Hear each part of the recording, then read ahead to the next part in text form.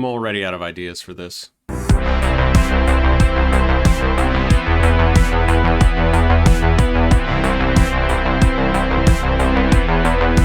Let's get into it. We're going to talk about Egypt. We're going to talk about surrounding kingdoms just to the south, Nubia. We're going to talk about the Hittites very briefly. We're going to talk about Syria. We're going to talk about Palestine. We're going to talk about Hebrews. There's a lot to do. Complex society emerged in Egypt at roughly the same time it emerged in Mesopotamia, about 3100 BCE. However, in Egypt, it emerges under very different circumstances. Mesopotamia, as we saw last time, politically it emerges as a bunch of different independent city-states, protection rackets on a very small scale. In Egypt, there is no city-state period. It emerges as one unified kingdom.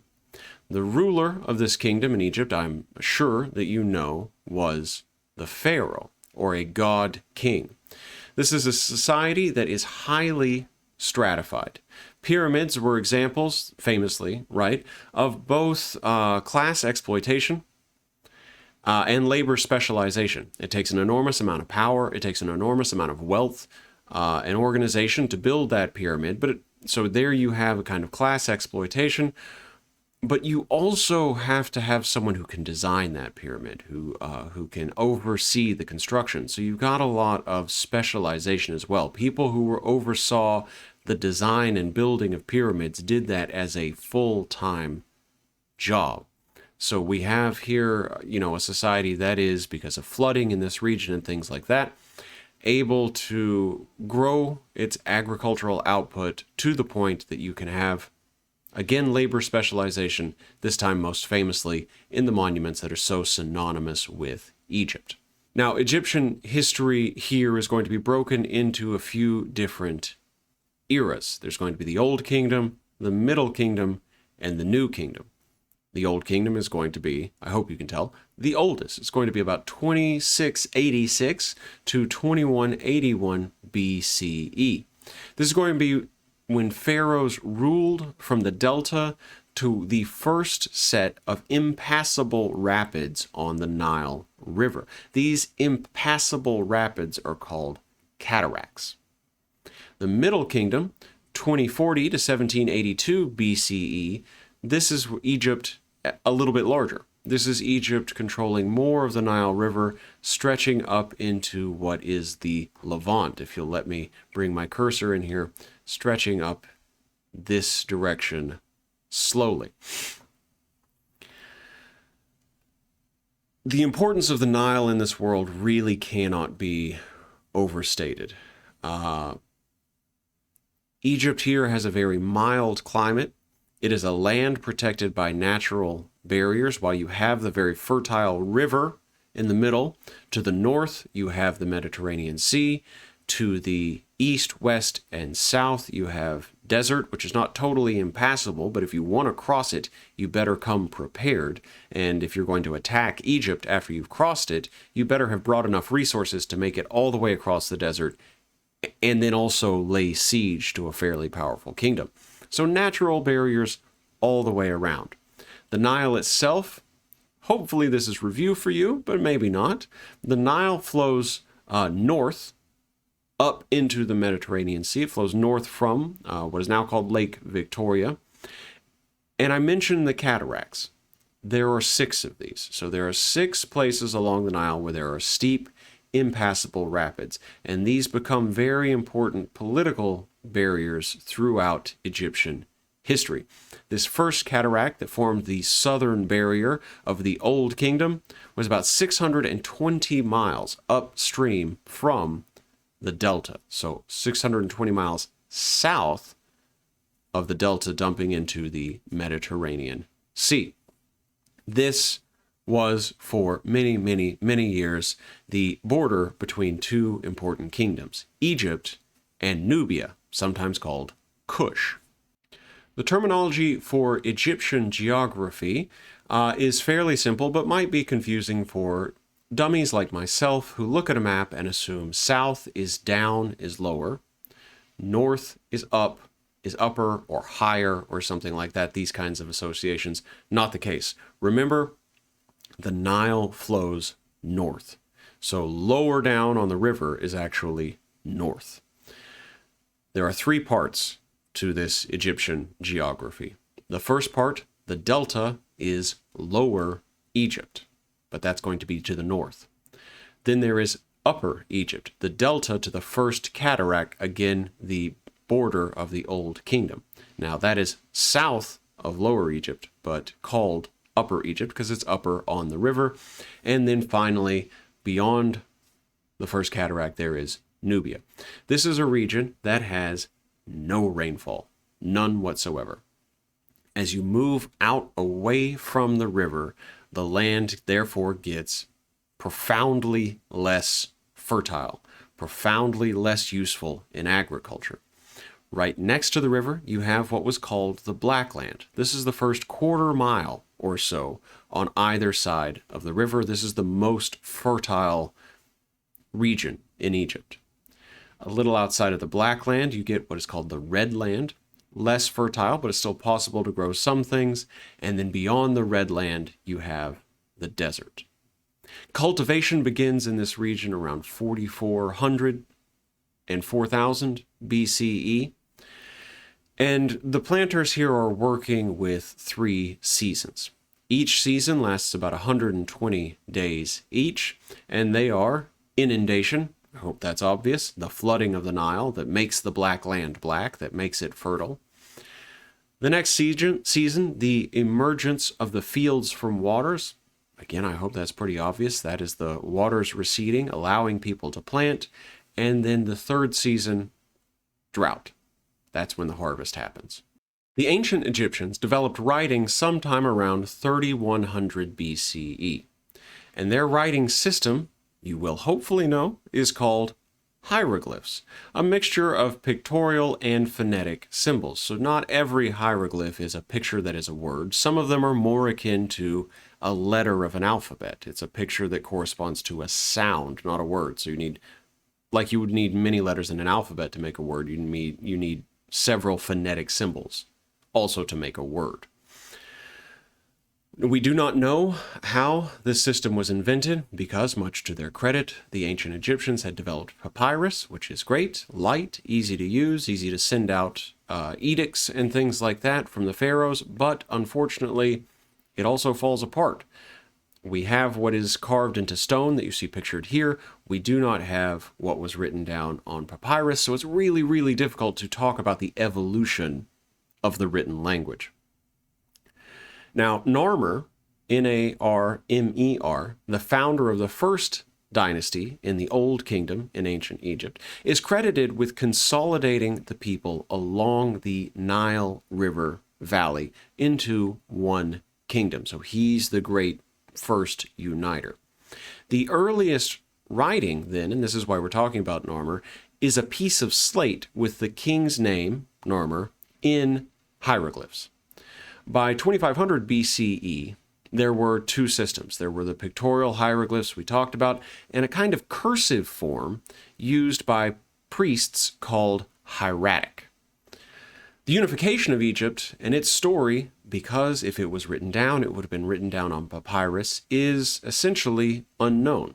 Once it's unified, however, everyone is brought together under the rule of one single god king, one single pharaoh. Now, on papyrus, the pharaoh's job was mostly ceremonial. If we think about, we've already introduced the idea of the protection racket. All early modern states are protection rackets. You do need to be protected from other invading armies. But that's not the only thing from which you might need protection if you are paying into this racket in the form of a tax. You are also going to need to be protected from nature. You're going to need to be protected from flooding, or need to be protected from not flooding, as the case may be. You're going to need to be protected from all the different things nature might do to hurt your life, and that sort of stuff, all those things nature might do, that is controlled by the gods. So another way of saying it is you're going to need to be protected from the anger of the gods.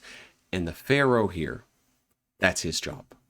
So the pharaoh was supposed to move all of the statues of the gods out of their temples every day, feed them, clothe them throughout the day, and then bring them back into the temples at night. And this is his operation of the sort of, whatever word you want to use, religious, supernatural, however you like, element of this protection racket. In reality, the pharaoh did some of these rites in the capital, but delegated these responsibilities to other people elsewhere. He's not traveling the entire kingdom all in one day, moving these statues around and keeping all the gods happy. Here we have a problem, and I want to be careful, because a problem in teaching pre-modern history for me is I don't go back here looking for heroes. I'm not interested in great kings that are people that we should emulate in any way. Not me, not you would have been a part of any monarchical family that we will discuss at any point in this class. We would have all been down in the mud with everybody else. So I am happy to acknowledge the sort of governmental military achievements of these people, and happy to make fun of them when they're being disgusting, because again, they're living from exploiting the people that are actually doing the work, so we don't need to pull any punches. That said, how do you keep a family that is supposed to be semi-divine? These are the god kings.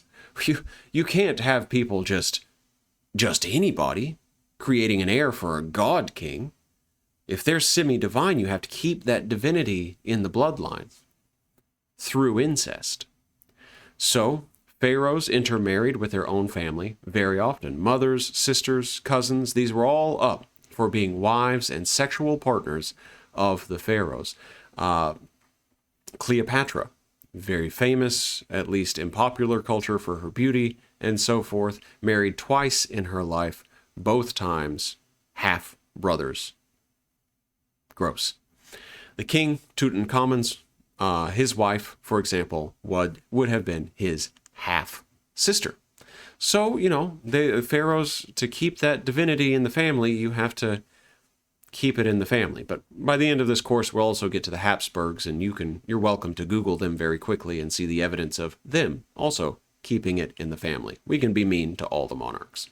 To get back to what we were talking about, the pharaohs, they handled rituals, but they did not handle everything about organizing the state. The pharaohs also had advisors called viziers, V-I-Z-I-E-R, vizier. So a vizier would have handled matters of state along with a series of assistants to that advisor, to that vizier. Egypt divided into 40 districts. That's sort of how they administratively handled it, with one governor in each of these districts, and many scribes needed throughout the kingdom for record keeping. But most people, despite this apparatus, let's be clear, all credit due to the development of the written word here, most people in Egypt, just like in Sumer, would have been illiterate. Our Old Kingdom.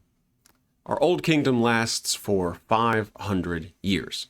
It's a time of particular prosperity. It's a time of particular political stability. There are no invasions into Egypt during the Old Kingdom. And most important for popular memory of Egypt, it is the Pyramid Age.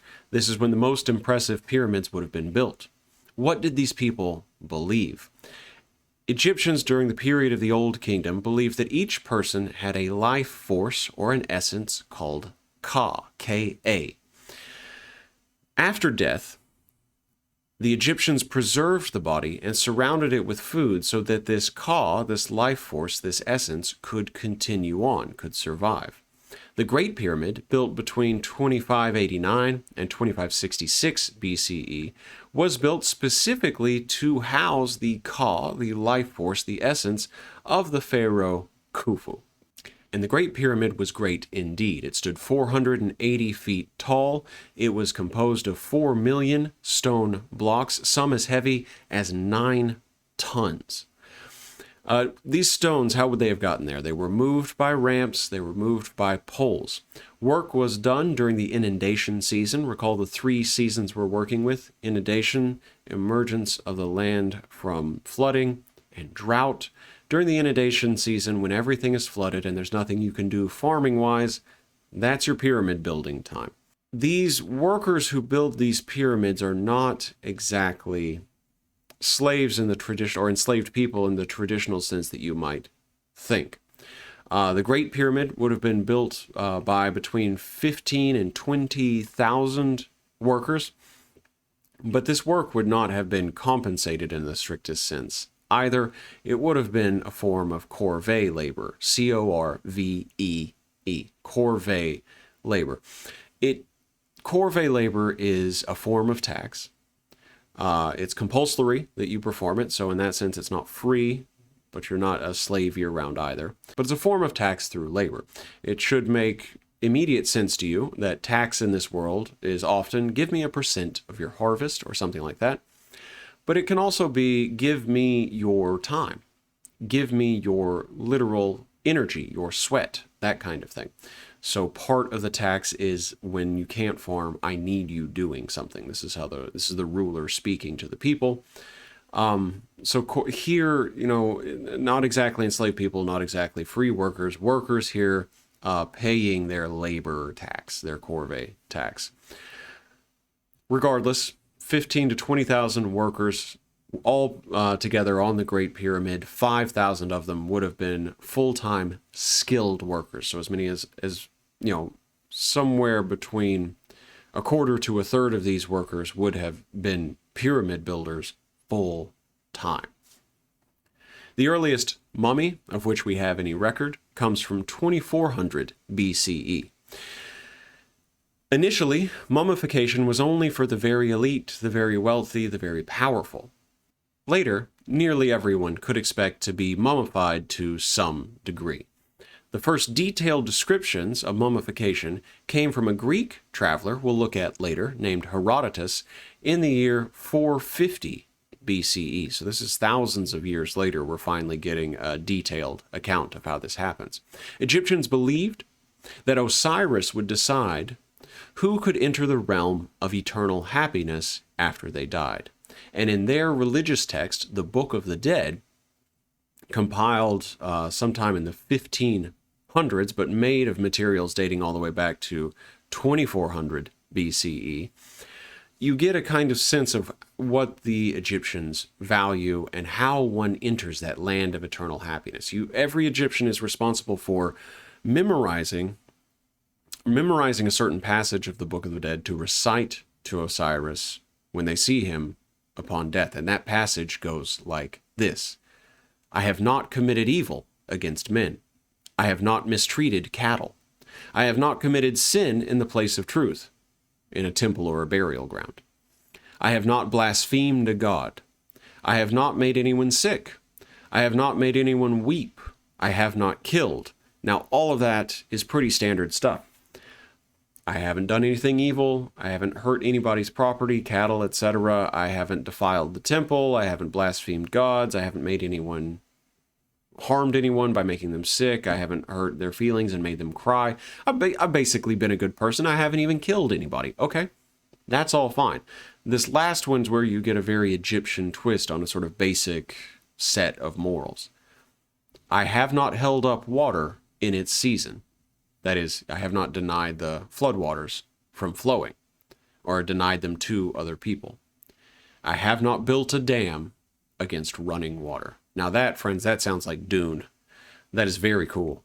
You get a sense of how important the floods are in this society, how deeply important the proper and regular operation of the flooding of the Nile is to everything in this life. It is in here with, I have not killed people, I have not blasphemed against a god, I have not done anything to interfere with the normal operation of the floodwaters. Lets you know a lot about where Egyptians placed the floodwaters in terms of importance in their lives.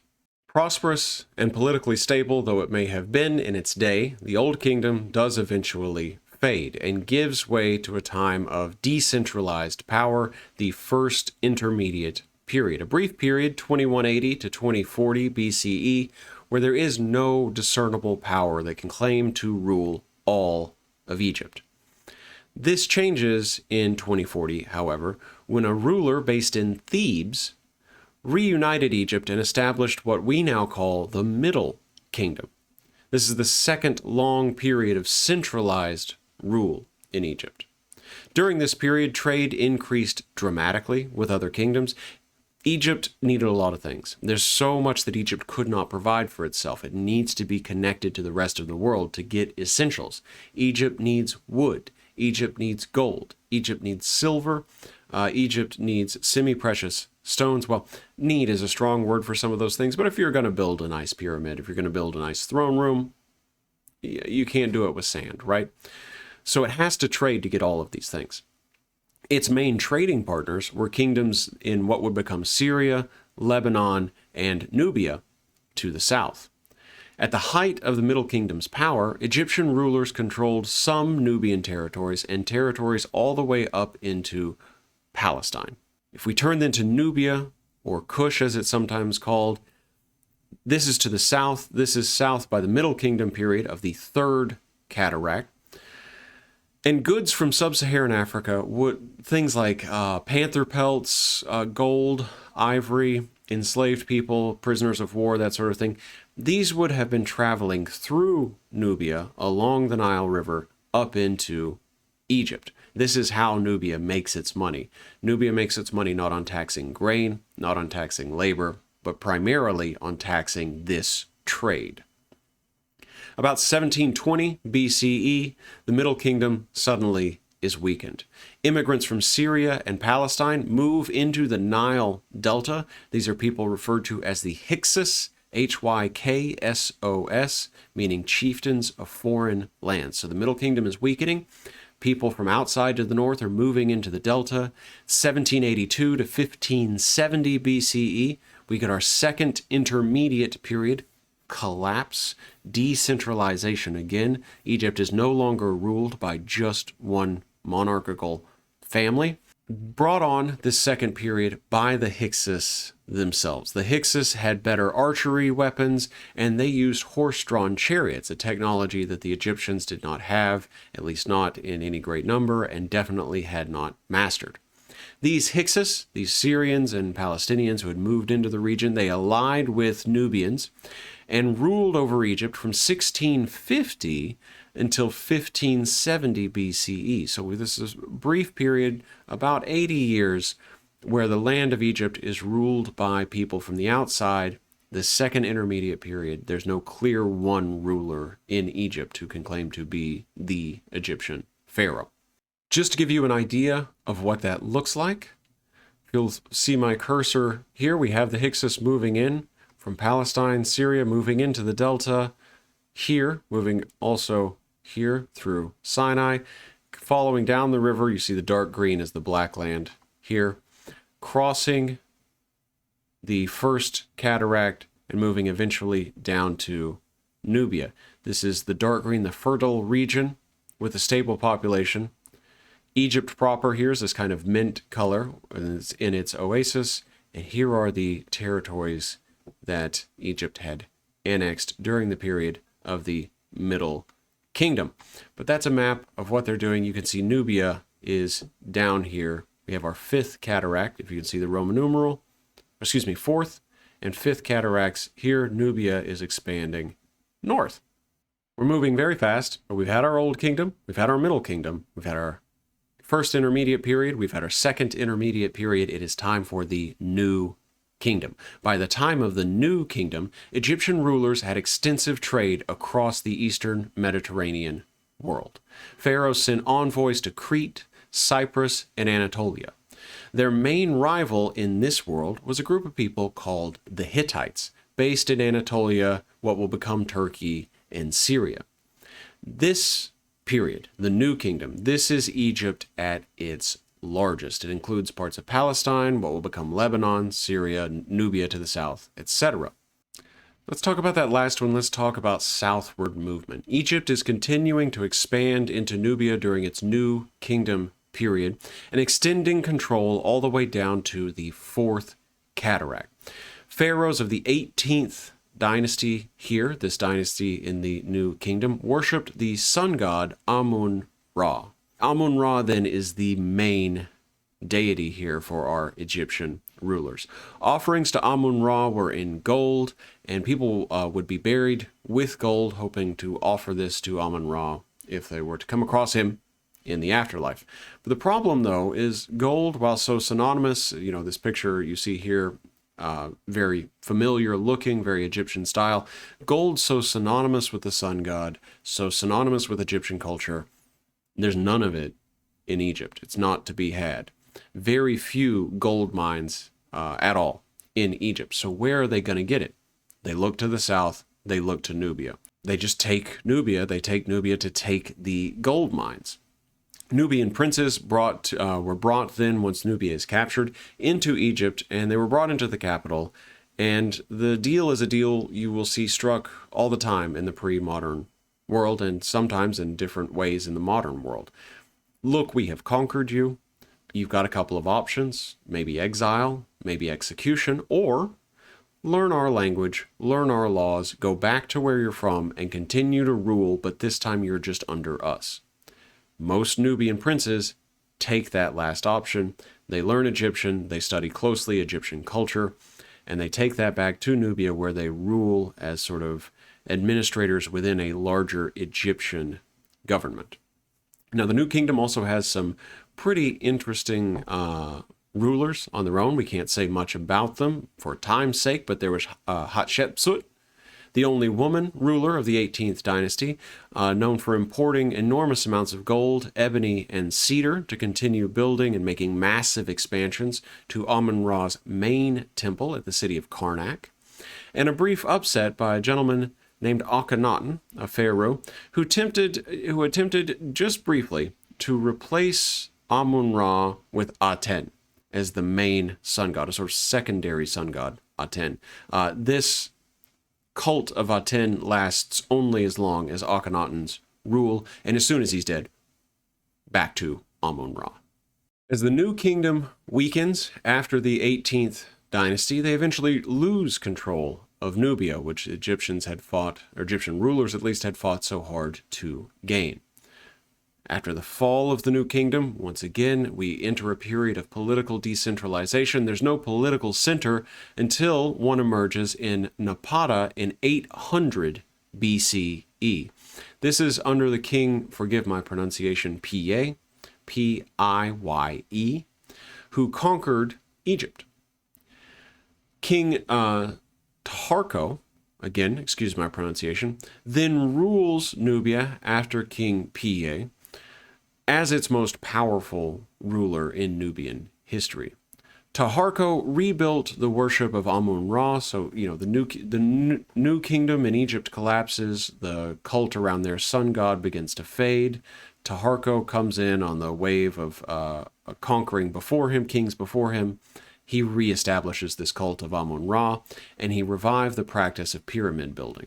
And what is so fascinating about this, what I want you to see, especially as we look at a picture, we don't have much to say about the Hittites, but when we get there, pay attention, is that Egyptian culture here has become totally hegemonic. That the Egyptians, in the strength of their kingdom, their political stability, their prosperity, they have convinced surrounding kingdoms that, okay, there's something here. There's something about this sun god that is worth worshiping. There's something about these pyramids that is worth building. If their way of doing things is keeping their state lasting for so long, they're falling, but my God, 500 years is a long time for a kingdom to last. If this is what's keeping these kingdoms working, then we need to be doing it too. So you get this repetition of Egyptian culture in places that are not necessarily Egyptian. By 300 BCE, Nubians had their own writing system called Meroitic, and scholars are frustrated with this system. We can pronounce the words. We know how they would be said, so you can look at a text in Meroitic and say it all out loud. Problem is, we have no idea what any of it means. The grammatical structure in this language is so different from any other known human language that we've no basis upon which to begin translating it and assigning meaning to those sounds that we nonetheless know how to make. There's some other pretty cool things about Nubian society. Nubian rule is based on a matrilineal system, so title is passed not from king to king's son, but from king to king's sister's son. So the kings are men, But it's matrilineal. It is through the king's female side of his family that male king is selected. And during this period, the power of Nubian queens is, by all accounts, equal to the power of Nubian kings. So a married Nubian king and queen would have ruled very much together, instead of the queen being there predominantly to produce an heir for the king. Because again, it's not the king's job to produce an heir. It's the king's sister's job to produce an heir. So that drastically changes the importance of the queen in this society. Lastly, and I've already mentioned this, but it's important to note that what the Nubians are surviving on, and they're the first so far to do this, is not a grain tax, although there is one, not a labor tax, although there is one, but instead trade tax. They are surviving off of a thriving overland trade up from sub-Saharan Africa into Egypt and then on into the eastern Mediterranean world. And as these goods with the merchants are coming through Nubia, they're having to pay a tax. You want to bring your stuff through here, you better pay up. Turns out there's a license you need if you want to move through our kingdom, that kind of thinking. And that is what's really, from a monetary standpoint, a financial standpoint, propping up the Nubian state. During the 4th century BC, however, overland trade, this trade that was so central to Nubia's success, eventually began to shrink, probably diverted to sea routes as shipping technology, maritime technology improved. We don't know for sure, but the collapse of this revenue source for the Nubian state did eventually mean the weakening of the Nubian state and its eventual collapse. We move from there on to the Hittites, about whom I have very little to say. It's funny, the first time I ever had to teach this course, I was talking to my father and I said, I don't know what to say about all these little groups, these little tiny places far outside my expertise in East Asian history, who appear on one PowerPoint slide and then move on. And he said, well, like who? And I said, like the Hittites. And he said, oh, the Hittites. They're in the Bible. And I said, well, agreed. I've heard about the Hittites. What about them do you know from the Bible? To which he said, oh, nothing. So that is no disrespect to the Hittites, but that is I cannot not think about that story when I have to talk about them. Let's say what little we want to say about them nonetheless. What really matters here is the spread of Egyptian culture, not the Hittites themselves. The Hittites would have been located in Anatolia and Syria.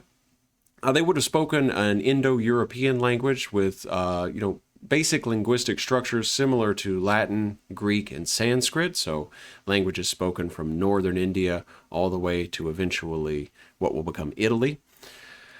And they were the first Indo-European speakers, the first speakers from any of this language family, to establish a complex society in Western Asia. So despite my glibness, they're not an insignificant group.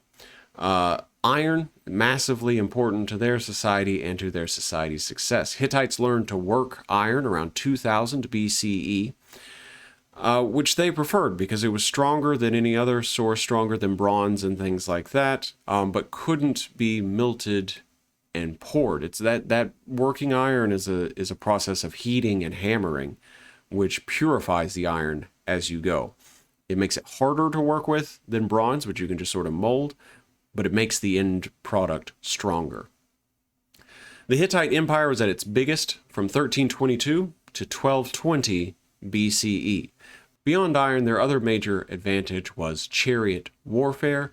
In this system, 2 horses pulled a chariot of 3 men. You'd have 1 driver and 2 warriors. In the Battle of Kadesh in 1285 BCE, which pitted Hittites against Egyptians, the Hittite ruler commanded as many as 2,500 of these 3-man, 2-horse chariots. So it's not a small army by any stretch of the imagination. Their capital, however, was conquered by outsiders in 1200 BCE. And the reasons and the people are just somewhat unsatisfyingly unknown to us, just called sea peoples. Specialists are welcome to speculate, but I will not do that here. What I want you to notice, however, is in this picture before you, this city gate of an old Hittite city. What do you see? What is that being in front of either pillar? That is a sphinx.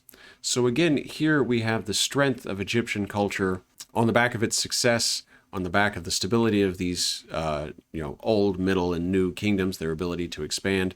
There's a certain forcing of that culture, as we saw with the Egyptians saying, hey, Nubians, you can come learn our culture and go back and rule for us, or be exiled or die.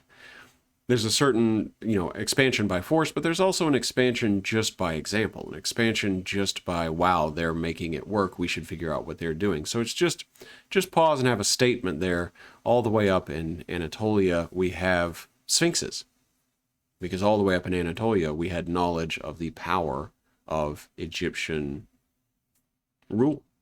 Let's then move on to some smaller but still extremely interesting and in some cases fantastically important on a world historical scale kingdoms, these places around the eastern shore of the Mediterranean that have been going on while we've been talking about Egypt. These are places that had always been active in this sort of international system that Egypt is creating, its massive trade networks and things like that across into sub-Saharan Africa through Nubia and across the eastern Mediterranean, but they're not major players. They're not big powers. They're minor players, existing, having, I'm sure, good lives and things like that in this system, but not a major force.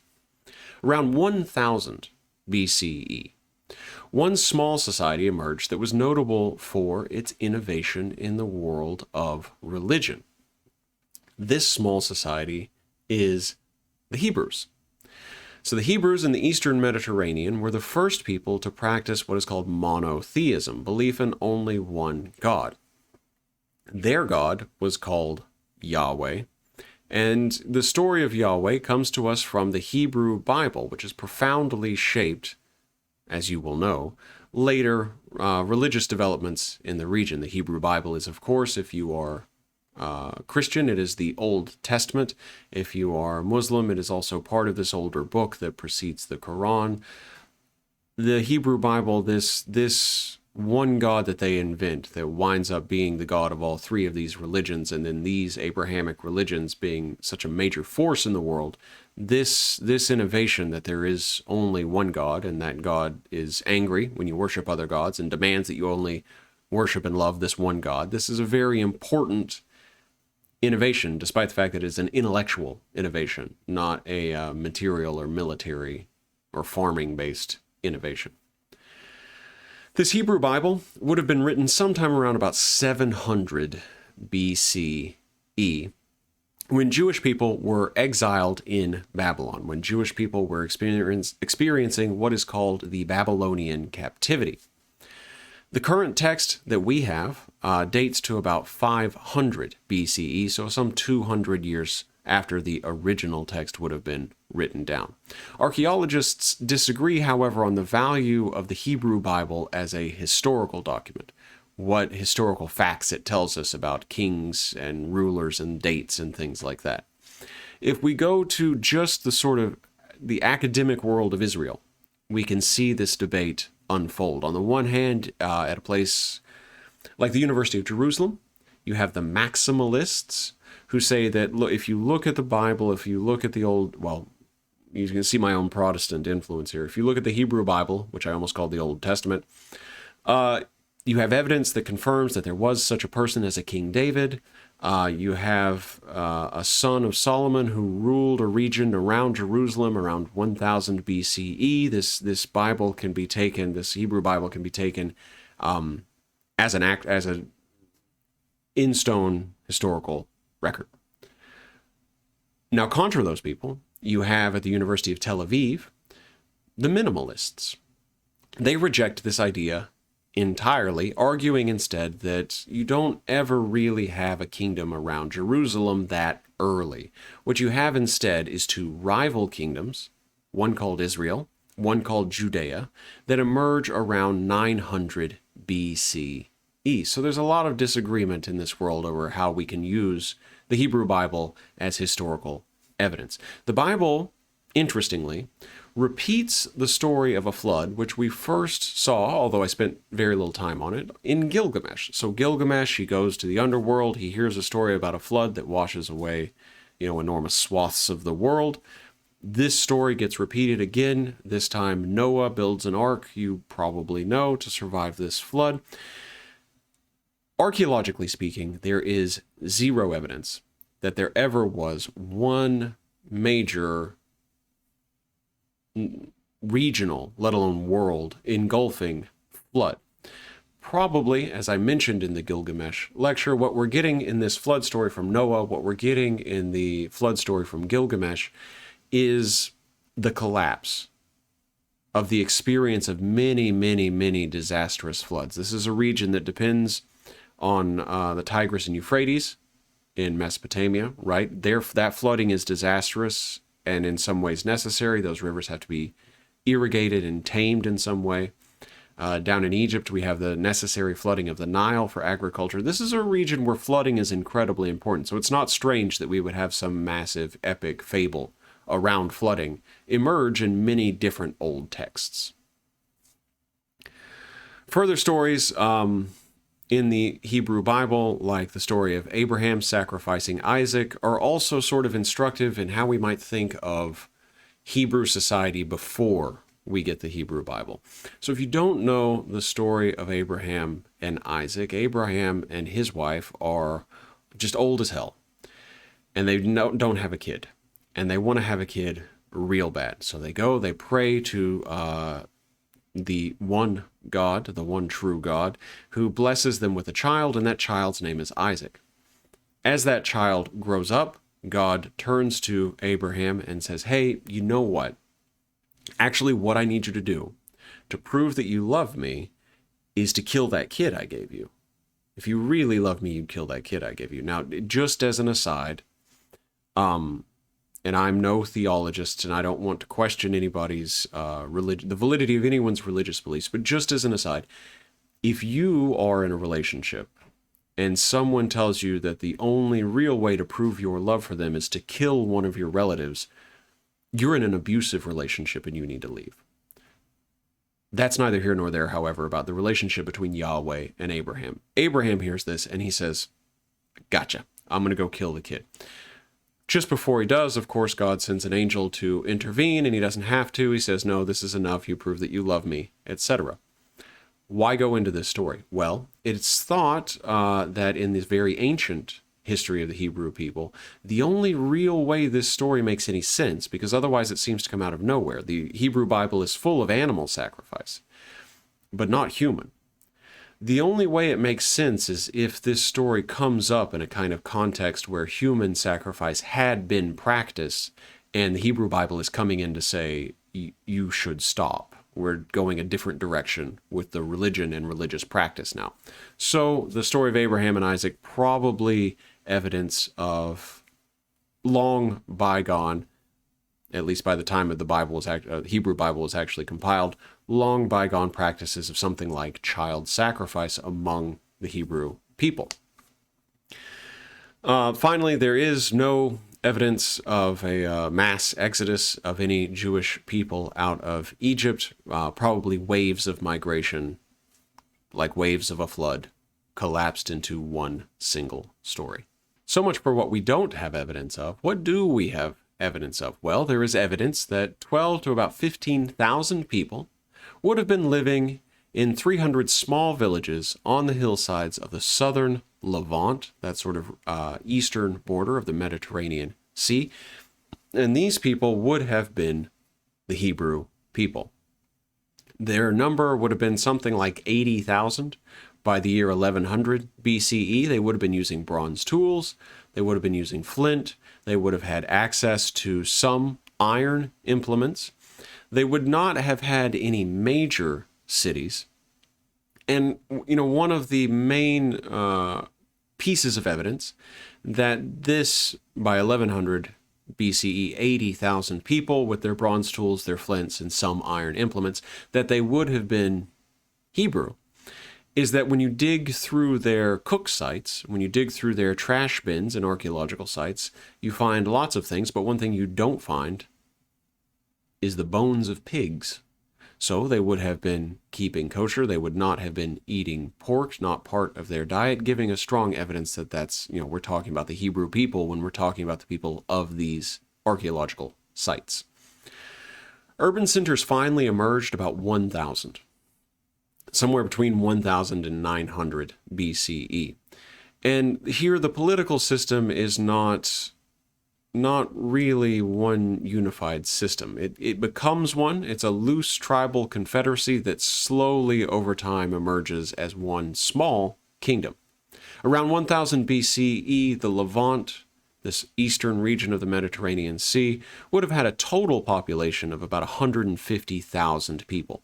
Its largest city would have been Jerusalem, with a max population of about 5,000 by 700 BCE. But 5,000 by 700 BCE is not a big place. Cathal Hayuk was already 6,000 millennia before that. To the best of our knowledge, Israel and Judah, or Judea, remained separate and independent politically, these two places, until 721 BCE, when the Assyrians from northern Mesopotamia began moving south. And the Assyrians are coming, they're conquering southern Mesopotamia, they're conquering Egypt, they're conquering Israel, and they're conquering Judah. This is the Assyrian army, the first in world history true blue horseback army. So it's a first kind of cavalry riding through a region, uniting them all under one fist, or hoof, as the case may be. The Assyrians ruled through resettling older rulers and craft workers to even out their population, or at least at first it was to even out their population. They would take rulers from one place, big population pockets from one place, craftspeople from one place, and say, we can't leave you here because you have network connections and you might rise up against us, so we're going to scatter you rulers, into different places. You craftspeople, you makers of bow and arrow, you makers of farming implements, you makers of chariots, we need you in our capital. We need you at this outpost. We are going to relocate you to where we need you. That's what's happening at first. It's based on need. It's thought, however, as the Assyrian Empire goes on and this practice continues, it's no longer need, but a demonstration of power alone, and a keeping of people from, a breaking up of networks to make sure that people can't get together and rise up against them.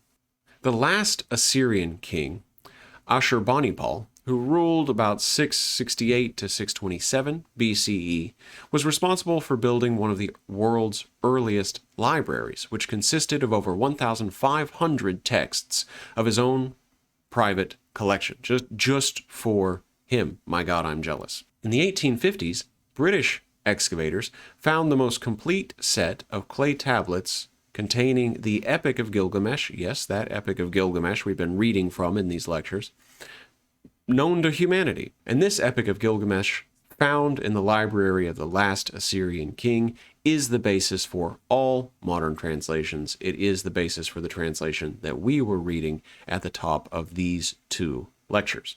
So much for the Assyrians conquering the world on horseback. Let's move very quickly on to the Neo-Babylonians. So recall that the Assyrians had been moving people around, redistributing population at their whim already. The Neo-Babylonians conquered the Assyrians and established their capital at Babylon. Their most powerful ruler was a man named Nebuchadnezzar II, ruled from about 605 to 562 BCE. And he rebuilt the city of Babylon, repaired its temples, and constructed magnificent hanging gardens. Yes, those hanging gardens, the hanging gardens of Babylon. Nebuchadnezzar II extended his empire all the way to Syria, Palestine, and Lebanon.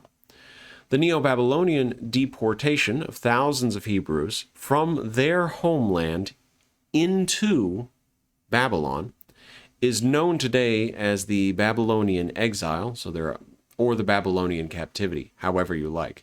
They're exiled to Babylon, Babylonian exile, or they're held captive in Babylon, Babylonian captivity. Either way, the point is that the Hebrew people were forced to live in Babylon for quite a long time.